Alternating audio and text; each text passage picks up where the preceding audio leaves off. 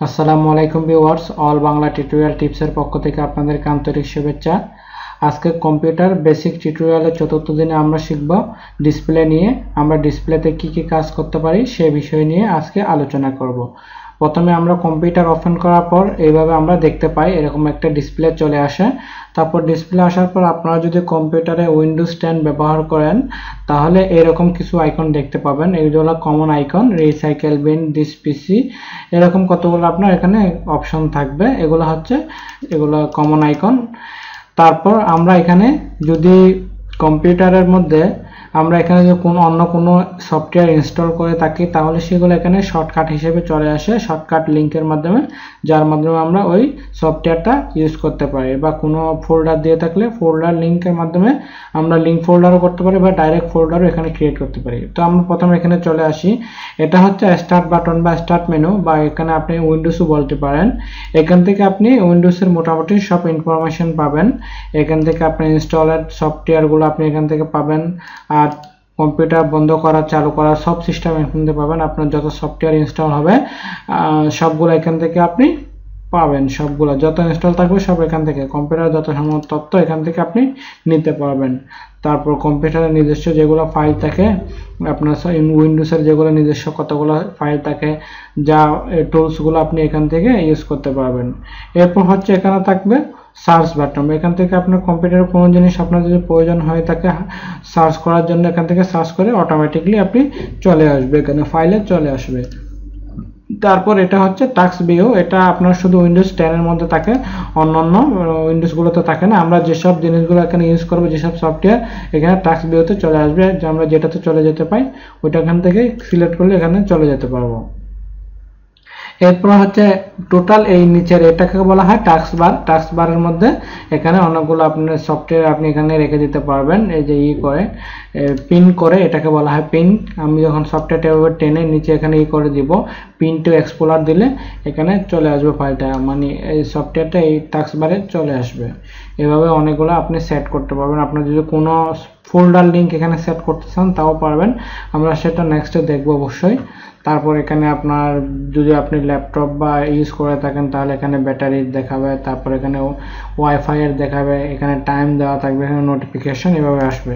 তো আমরা এখন শিখবো কিভাবে একটি ফোল্ডার ক্রিয়েট করতে হয়। প্রথমে আপনার মাউসে রাইট ক্লিক করবেন, রাইট ক্লিক করার পর নিউতে চলে আসবেন। নিউতে চলে আসার পর এই যে এখানে দেখতে পাচ্ছেন ইয়েলো কালারের ফোল্ডার, এখানে যদি আমি ফোল্ডার ক্লিক করি তাহলে ফোল্ডার ক্লিক হয়ে গেছে, ঠিক আছে। এভাবে নাম আসবে, আপনি এখান থেকে রিনেম করতে পারবেন। রিনেম করার জন্য আপনি এইভাবে টাইপিং করে দিতে পারবেন আপনার যা নাম প্রয়োজন। তো আপনি ওখান থেকে সেই নামে এখানে লিখে দিবেন, দেন এন্টার দিবেন। আপনার ফাইলটা ক্রিয়েট হয়ে গেছে, একটা এখন এখানে ফোল্ডার ক্রিয়েট হয়ে গেছে, ঠিক আছে। তো এখন যদি আমরা কোনো ফোল্ডারকে বাইরে থেকে এখানে নিয়ে আসতে চাই তখন আমরা কিভাবে আনবো। যেমন কি আমি তখন পিসিতে যাওয়ার পর যে ফোল্ডারটা আমরা নিয়ে আসতে চাই সে ফোল্ডারটা এখানে নিয়ে আসবো। যেমন কি আমি এই ফোল্ডারটা নিয়ে আসবো, এটাকে নিয়ে আসার জন্য এভাবে ছোট করলাম। ছোট করে আপনাকে কিচ্ছু করতে হবে না, জাস্ট খুবই ইজি। জাস্ট দেখেন এবারে ধরে ফোল্ডারটাকে ধরে এবার ড্র্যাগ করে ডিসপ্লেতে ছেড়ে দিবেন। ছেড়ে দেওয়ার পর এটা অটোমেটিকলি এখানে চলে আসবে, যে নিউ ফোল্ডারটা এখানে চলে আসছে, ঠিক আছে। এভাবে ফোল্ডার ড্র্যাগ করে নিচে ছেড়ে দিলে ফোল্ডারটা চলে আসবে। আর আপনি এখান থেকে ফোল্ডারটা আবার যদি এখানে সাজাতে চান তাও সাজাতে পারবেন। এটাকে বলা হয় আপনার ড্র্যাগ সিস্টেম, যার মাধ্যমে আমরা ইজিলি কোনো কিছু মুভ করতে পারবো। এভাবে মুভ করে এখানে নিয়ে আসা যাবে, ঠিক আছে। তারপর হচ্ছে এটা হচ্ছে ফোল্ডারটা আমরা ডাইরেক্টলি এখান থেকে কপি করে নিয়ে আসলাম।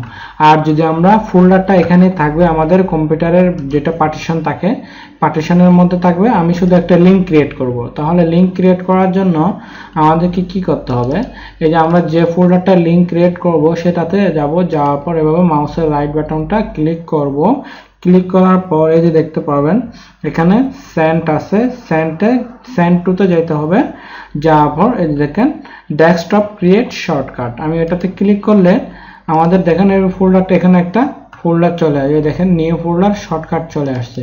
আমি যখন ফোল্ডারটা ওপেন করব, ওপেন করার পর আপনারা দেখতে পাবেন এই যে ফোল্ডারটা কোন জায়গার লোকেশন দেখাচ্ছে, দিস পিসিতে মানে আমার কম্পিউটারের, তারপর ডাটা ড্রাইভের, দেন নিউ ফোল্ডার। তাহলে আমরা এখান থেকে এভাবে শর্টকাট ক্রিয়েট করতে পারবো, ঠিক আছে।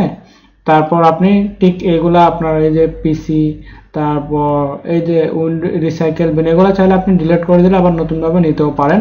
এখানে সব কিছু দেওয়া আছে, এখান থেকে আপনি নিতে পারেন। যেমন কি আমার এখান থেকে প্রয়োজন, এই যে আমি একটা সফটওয়্যার ইনস্টল করেছিলাম অডাসিটি, আমি সেটাকে আমার ডেস্কটপে রাখবো, সেজন্য আমি এটাকে ক্লিক করে ডাইরেক্ট এখানে ছেড়ে দিলেও চলে আসবে। ঠিক আছে, এভাবে আমি নিয়ে এসে ডাইরেক্ট এখানে ডিসপ্লেতে ছেড়ে দিলে একটা শর্টকাট ফাইল চলে আসবে। আমি এখান থেকে ডাবল ক্লিক করলে সফটওয়্যারটা ওপেন হয়ে যাবে। এভাবে আমরা ডেস্কটপকে ইউজ করতে পারি বা সেট করতে পারি।